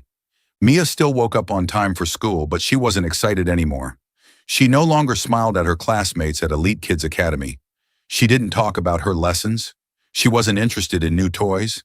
And at dinner, Paul noticed something even worse. Mia barely touched her food, poking at her plate in silence. "Mia, why aren't you eating?" She barely shook her head. "I'm not hungry." Paul frowned. "Sweetheart, what's wrong?" Mia hesitated, her voice so soft it was almost a whisper. "You said you'd pick me up early, but you never do." Paul froze. A tight knot formed in his chest. He had promised. "If you're good, I'll pick you up early and we'll go out together." But he never did. He had meetings, he had contracts, he had deadlines. He was always busy, and now his daughter was pulling away because he broke his promise. Paul inhaled sharply, feeling an unfamiliar weight in his chest. He couldn't let this continue. Finally, he sighed. "Mia, if I let you go back to Little Wonders for a week, will you eat properly?" Mia's eyes lit up instantly. "Really? Damn it," Paul thought. He was already losing control. "Just 1 week." His voice was firm. Mia nodded enthusiastically, the first genuine smile on her face in days. And Paul knew, from this moment on, he had stepped into something he could no longer control. The next morning, Paul drove Mia back to Little Wonders. This time, he didn't leave right away. Leaning against his car, hands in his pockets, he watched as Mia ran inside. Near the entrance, Laura Brooks stood waiting, greeting Mia with a warm smile. She knelt down, saying something softly to the little girl, and Mia giggled. Paul narrowed his eyes. Mia never warmed up to people this quickly. And yet with Laura, she acted like they had known each other for years. When Laura turned, her gaze briefly met Paul's, just for a second, before she disappeared into the classroom. Paul didn't get into his car immediately. He sat there thinking, who is Laura Brooks? And why does Mia trust her so much? That afternoon, Paul arrived earlier than usual to pick Mia up. Instead of going in, he stopped by the fence watching through the playground. Laura sat on a wooden bench, a small child curled against her, She gently stroked the child's hair, whispering something softly. Paul frowned. He turned as a teacher walked by, lowering his voice. "How long has Miss Brooks worked here?" The teacher blinked, surprised by his question, then smiled. "Laura, she's the founder of Little Wonders." Paul froze. "She's the founder?" "Yes. She lost her family in an accident years ago. After that, she dedicated her life to helping children." Paul felt something shift inside him. He didn't know much about Laura Brooks, but suddenly she wasn't just a preschool teacher. She was someone who protected children, and maybe, just maybe, Mia had seen that before he did. Paul Carter wasn't the kind of man who changed easily. Numbers, precision, and control, those were the pillars of his life. He had built his empire on the certainty that everything could be calculated, predicted, and controlled. But ever since Mia started attending Little Wonders, that certainty had begun to slip through his fingers. And the worst part was, he wasn't sure if he wanted to control it anymore. At first, he picked Mia up right at dismissal, but then gradually he started arriving earlier. First just a few minutes, then half an hour, and one day he was there a full hour before Mia's class ended. He told himself he was just checking on the environment, making sure his daughter wasn't being influenced by a less sophisticated school. But deep down, he knew that wasn't the real reason. Because every time he stood by the fence, watching through the classroom windows, he saw something he had never seen before. He saw Mia truly happy. She played with other children without hesitation, unlike at Elite Kids Academy, where she had always been a bit reserved. He saw Laura kneeling to Mia's eye level, listening intently, as if every word his daughter said was the most important thing in the world. And for the first time in his life, Paul felt jealous of a woman.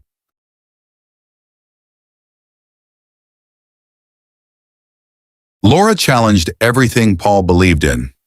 One afternoon, when Paul arrived earlier than usual, he found Laura cleaning up the classroom after story time. She glanced at him but didn't seem surprised. "You're early today, Mr. Carter." She raised an eyebrow, her voice light but tinged with amusement. Paul slipped his hands into his pockets, casually scanning the room. "I was just passing by." Laura smirked, clearly not buying a word of it. "You seem more interested in this place than I expected," she remarked as she stacked books on the shelf. "I thought people like you only cared about expensive schools with fancy reputations." Paul's jaw tensed slightly. "You think I only care about money?" Laura shrugged. "Isn't that true? People like you can buy anything. But a child's love, that's something money can't buy. And I think you're starting to realize that." Paul's sharp eyes locked onto hers.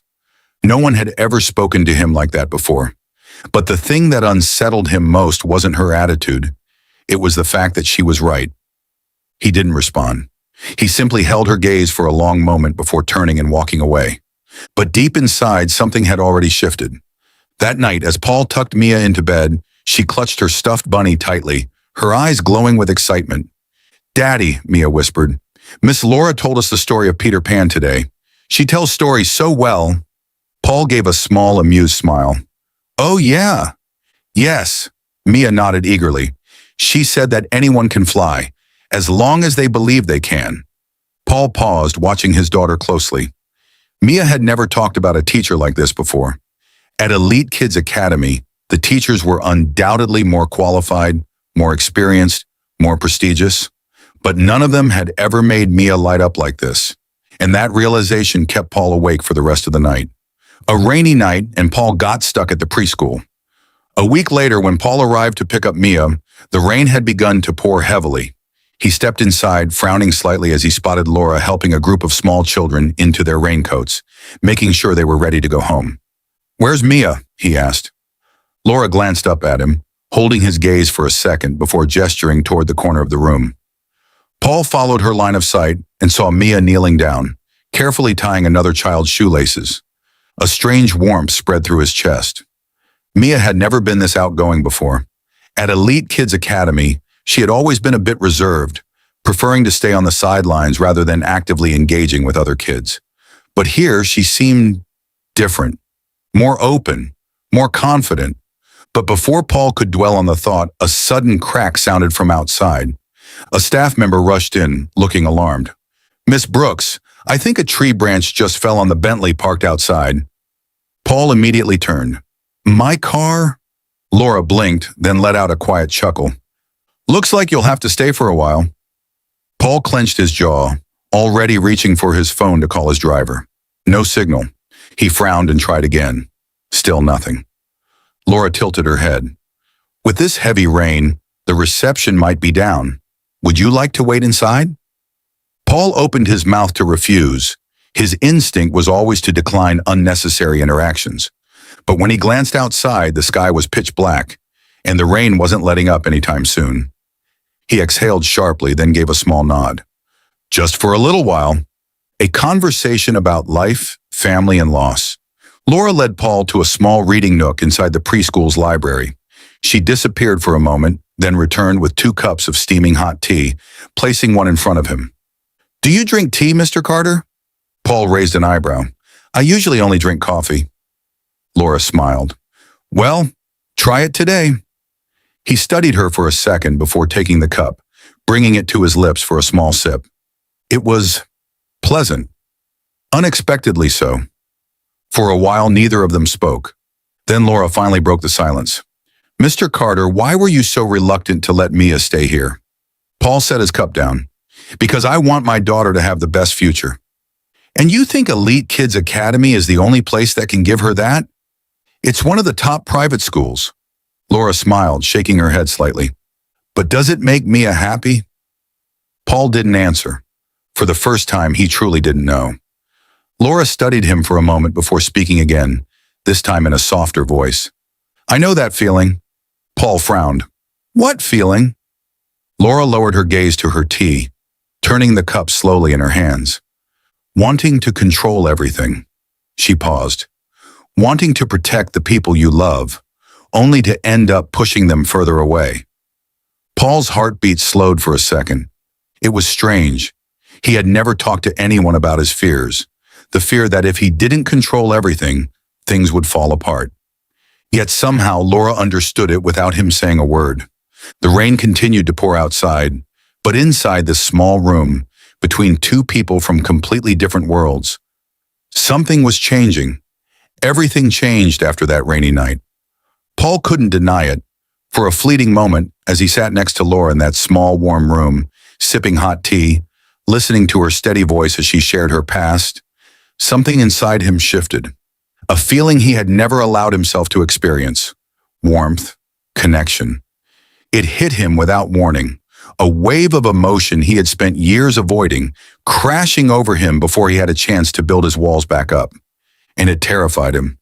Paul Carter was not a man ruled by feelings. He was calculating, controlled, decisive. But Laura made everything feel out of control. She was nothing like the women he had known. She didn't belong in his world. Paul had spent years around powerful, ambitious women, the kind who could stand beside him at high-end galas, who could discuss market trends and investment strategies with ease, women who thrived in the same competitive, ruthless world he did. But Laura had no ambition for wealth or status. She didn't care about power or networking. She cared about children, about giving love to those who had none, about creating a home for the ones the world had overlooked. She was a woman who lived with her heart, and that made her the biggest threat to him, because if he let her in, she could make him love her. And if he loved her, she could hurt him, just like Evelyn did. No, worse than Evelyn did. Because unlike his ex-wife, who had walked away seeking freedom, Laura wouldn't be the one to leave first. Paul knew himself. He knew his workaholic tendencies, his inability to balance career and emotions, the way he threw himself into business at the expense of everything else. If he let Laura in, he wouldn't be able to give her what she deserved, and he refused to be the one to break her. So he stepped back. Paul walked away. The next day, Paul arrived at Little Wonders to pick up Mia, but this time he didn't step inside. He didn't linger by the fence, didn't observe Mia laughing with her friends, didn't search for Laura's presence the way he had unconsciously started doing every day. He simply stood by the gate. When Laura finally appeared, she hesitated for just a second, noticing the distance he had placed between them. But she didn't say anything. She simply smiled at Mia, reminded her to stay warm, and then glanced at Paul. a silent, knowing look. Paul said nothing, just a short nod. Then he took Mia's hand and turned away. The next day he did the same, and the day after that. No more conversations, no more moments of quiet understanding, no more lingering glances that lasted longer than necessary. Paul cut it all off as if nothing had ever happened. But no matter how much he tried to convince himself, every time he turned his back, he could still feel Laura's eyes on him. Silent, deep, knowing. She knew. She knew he was running away, but she didn't chase after him. She didn't ask why. She didn't demand answers. She didn't try to hold on to something he wasn't willing to fight for. Because Laura Brooks wasn't the kind of woman who begged a man to stay. If he wanted to leave, she would let him go. And somehow that hurt Paul more than anything else. Mia noticed the change. No matter how well Paul hid his emotions, there was one person who still noticed. Mia. "Daddy, you don't smile at Miss Laura anymore." One evening, as Paul switched off Mia's bedroom light and turned to leave, her small voice stopped him. "Daddy?" Paul paused, turning back. "What is it, sweetheart?" Mia hesitated. She pulled the blanket up to her chin, her round eyes watching him carefully, as if debating whether to say what was truly on her mind. And then she whispered, "You don't smile at Miss Laura anymore." Paul froze. His heart skipped a beat. His voice remained steady. "What are you talking about?" Mia bit her lip, her innocent gaze filled with quiet observance. "Before, when you picked me up, you always talked to Miss Laura. You smiled a lot." She tilted her head slightly, her voice dropping to a soft murmur. "But now, you don't say anything. She doesn't smile anymore either." A strange, painful crack formed inside Paul's chest. Mia was only 4, yet she had picked up on something even he tried to ignore. She wasn't a child who usually noticed adult emotions, but this change between him and Laura, it was so obvious that even Mia could sense it. "I think Miss Laura is sad." Paul held his breath. Mia's voice was even softer now. "I think Miss Laura is sad." Paul said nothing, because what could he say? That she was right? That he was the reason Laura was sad? That he was sad too? Because he was. He was sad when he saw Laura's eyes growing more distant each day. He was sad knowing that he was the one creating that distance. He was sad that he was pushing away the only woman who had ever made him feel something real. But the fear, his old, deep-rooted fear, was still there. He couldn't let himself love Laura. He couldn't let himself fall. "Aren't you sad too, Daddy?" Mia blinked up at him.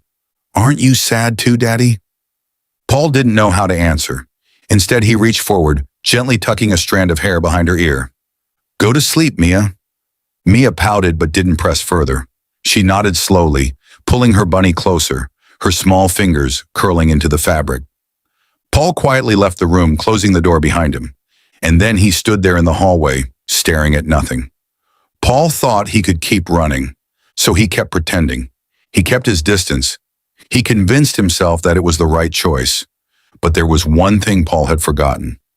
Feelings aren't something you can suppress forever, and soon he would no longer be able to escape them. Because when a man tries to run away from love, love always finds a way to pull him back, harder, stronger, and more relentlessly than ever before. That night, Paul couldn't sleep. Mia's words echoed in his mind over and over, like a relentless drumbeat. "Daddy, you don't smile at Miss Laura anymore. Aren't you sad too?" Paul Carter was not a man who wasted time dwelling on emotions. He was a man of logic, of reason, of control. But tonight, logic failed him, because the emptiness inside his chest was too real to ignore. Of course, he was sad. He was sad when he no longer heard Laura's soft laughter when he picked Mia up. He was sad when her warm gaze no longer sought him out. He was sad because he had pushed her away, all because of his own fear. And now Laura was gone. She no longer waited for him. She no longer looked for him in the crowd. She no longer held even a flicker of expectation in her eyes when she saw him. And for the first time, Paul realized he had lost the most important thing in his life. At 6 a.m., Paul sat up in bed. He glanced around his perfect, spotless apartment. Everything was in order. Everything was exactly as he had designed it. And yet, for the first time, it felt cold, empty. He couldn't let this continue. He couldn't live without Laura. Without hesitation, Paul grabbed his car keys and left. When Paul arrived, the preschool had yet to open. But as he stepped inside the small courtyard, he saw her. Laura. She was crouched down, carefully tending to a row of small flower pots, gently adjusting the soil around the plants. The early morning light bathed her in a soft glow, her brown hair falling lightly over her shoulders, her movements graceful and delicate. Paul stopped in his tracks, his heartbeat hammering against his ribs. He had spent weeks trying to distance himself from her. He had convinced himself that this was the right thing to do. But now, just looking at her, he knew. He had been lying to himself all along. Paul took a step forward. Laura, sensing his presence, stood up, turning toward him with wide, surprised eyes. "Paul?" Her voice held a note of confusion. Paul took a deep breath, forcing himself to stay calm. "I need to talk to you." Laura blinked, glancing around. Several teachers and parents were arriving early, their curious gazes flickering toward them. "Can we talk later?" she asked quietly. "No." Paul shook his head. "I need to say this now, right here." Laura stiffened, caught off guard. Paul stepped closer, his deep blue eyes locked onto hers. Louder this time, so that everyone around them could hear, he spoke. "Laura!" Laura's breath hitched. "I have spent my entire life trying to control everything." His voice was steady but raw with emotion. "I built my world around certainty, around never making mistakes, never losing anything important." A hush fell over the small crowd. Teachers and parents exchanged glances, whispers beginning to stir. Laura couldn't move. "But because I was so afraid of losing control, I made the biggest mistake of all. I lost you." Laura felt her heart stop. "I was afraid to love you." Paul's voice thickened. "Because I thought that if I let you in, you could hurt me. The way I've been hurt before. I thought that if I let myself care too much, I would fail you. Fail to give you the time, the love, the commitment you deserve, and that one day you would walk away." A soft gasp escaped from someone in the crowd. A gentle breeze rustled the trees, carrying the weight of Paul's words through the morning air. But Laura didn't hear any of it. She could only hear the man standing before her, bearing his soul in a way she never imagined he would. "But in the end, I realized something." Paul stepped even closer, his voice a whisper only for her. "I'm more afraid of losing you than I am of anything else." Laura couldn't breathe.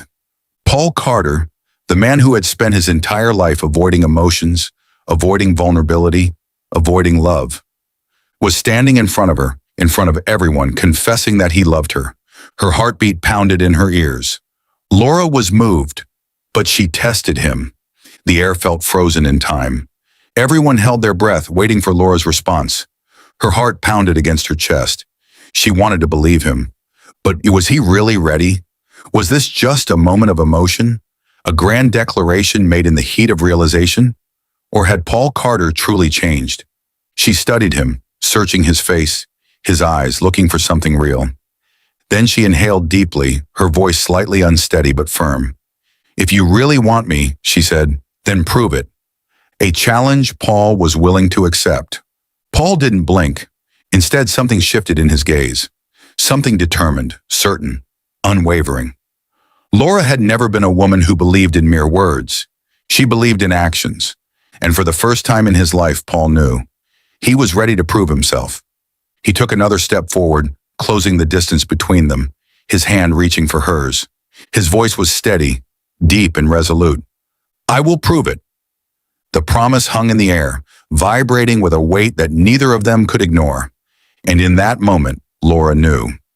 Maybe, just maybe, Paul Carter wasn't running away anymore. Maybe for the first time, he was running toward her. Paul didn't just say he loved her, he proved it. After that day, Paul didn't just make promises, he fulfilled them. He no longer came to Little Wonders just to pick up Mia and leave in a rush. Now every morning he brought his daughter to school, lingering for a moment to watch her, to make sure she was truly happy there. Before he left, he always knelt down to adjust Mia's backpack, press a soft kiss on her forehead, and, without fail, send a glance toward Laura. A look filled with unspoken gratitude and quiet devotion. He spent more time with Mia, not through expensive gifts or extravagant trips, but through small, meaningful moments. Every night, instead of letting the nanny read Mia a bedtime story, he did it himself. His deep voice was sometimes clumsy, but filled with warmth. Every weekend, he took her to the park. He rode the Ferris wheel with her, bought her ice cream, chased her around as she laughed uncontrollably.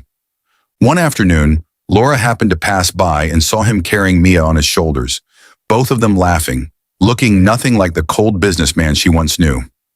He taught Mia how to ride a bike, even though it had been years since he had last done it himself. When she fell, he didn't rush to pick her up. Instead, he crouched down, gently encouraging her. "You can do it, Mia. Daddy's right here." He helped little wonders in his own way. At first, Paul only did small things, fixing a stuck door, installing a new toy shelf, but soon he became more involved.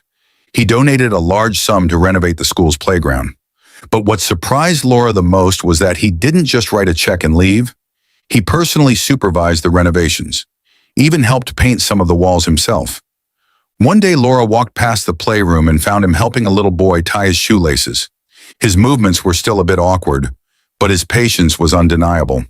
The boy looked up at Paul, eyes shining with admiration, as if that moment was the most important part of his day, and Laura felt something deep in her chest shift. Yellow tulips and handwritten notes. On Monday morning, Laura entered her classroom and froze. A bouquet of vibrant yellow tulips sat on her desk. A small card was tucked between the petals. She picked it up and traced the elegant handwriting, "For the woman who made a rigid CEO learn to slow down and see life differently." And Laura smiled to herself, shaking her head. Paul Carter, romantic? She never would have believed it. But this wasn't a one-time thing. Every week, a new bouquet appeared on her desk. Sometimes red roses, sometimes soft blue hydrangeas. Each came with a small note. Always simple, always unexpected, but always making her smile.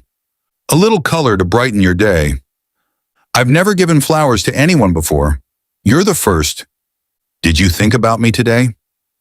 An invitation that changed everything. One afternoon, while Laura was cleaning up the classroom, Paul arrived earlier than usual.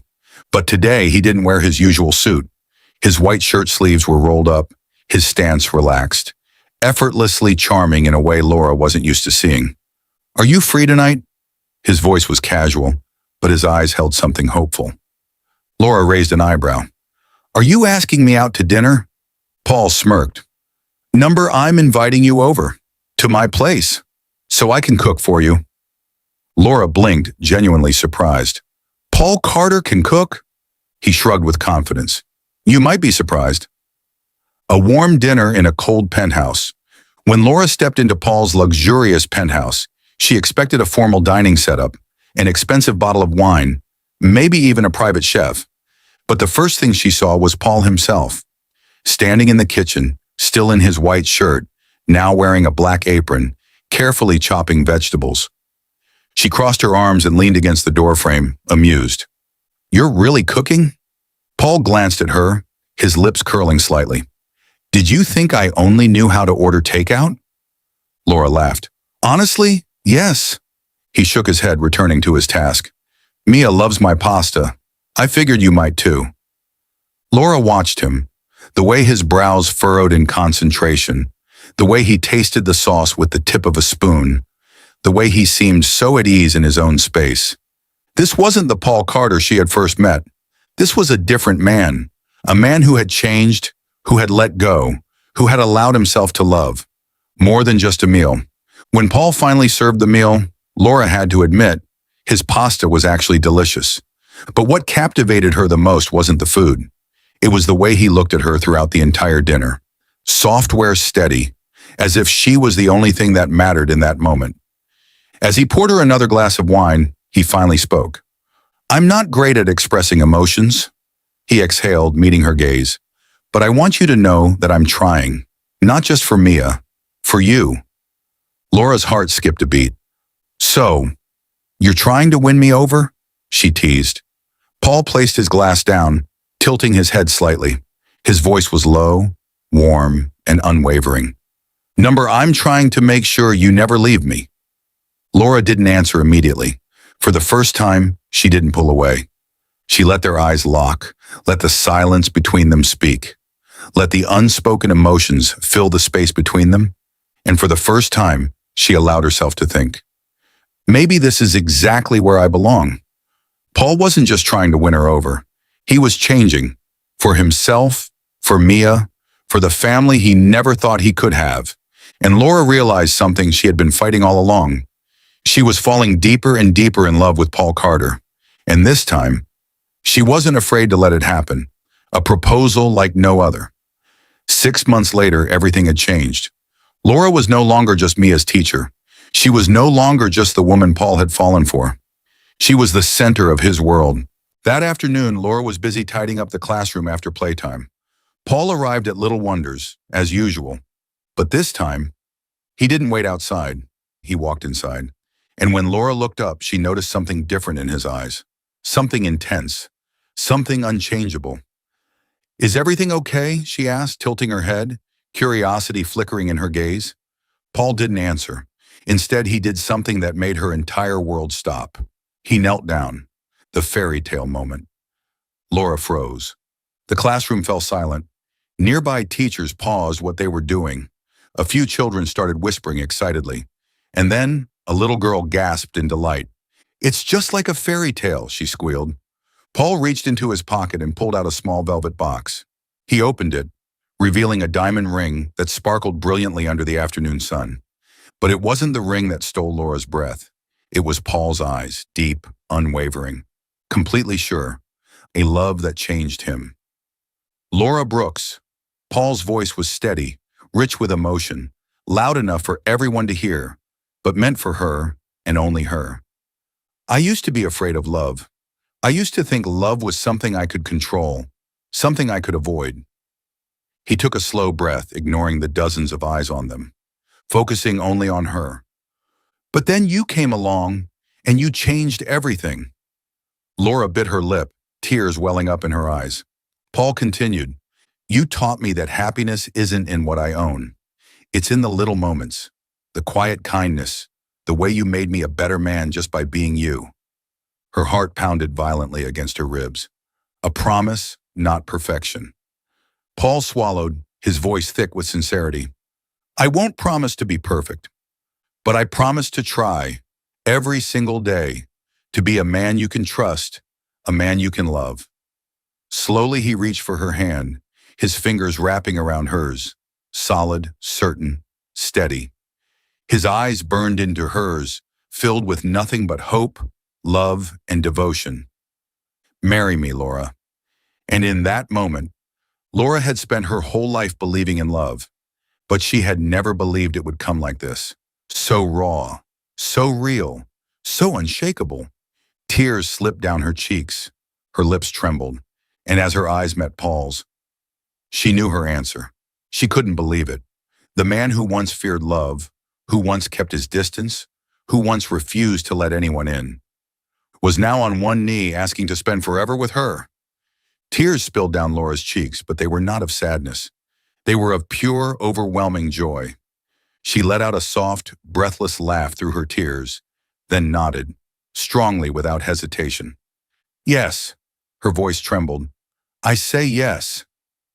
A new beginning. A wave of cheers erupted around them. The children jumped up and down, their voices filling the room with excitement.